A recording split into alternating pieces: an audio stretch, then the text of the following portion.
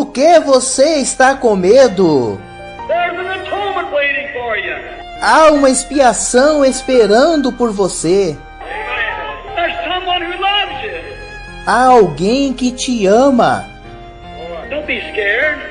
Não tenha medo. The constant words of Jesus, fear not. As palavras constantes de Jesus, não temas. I'm he that was dead and is alive again and alive forevermore.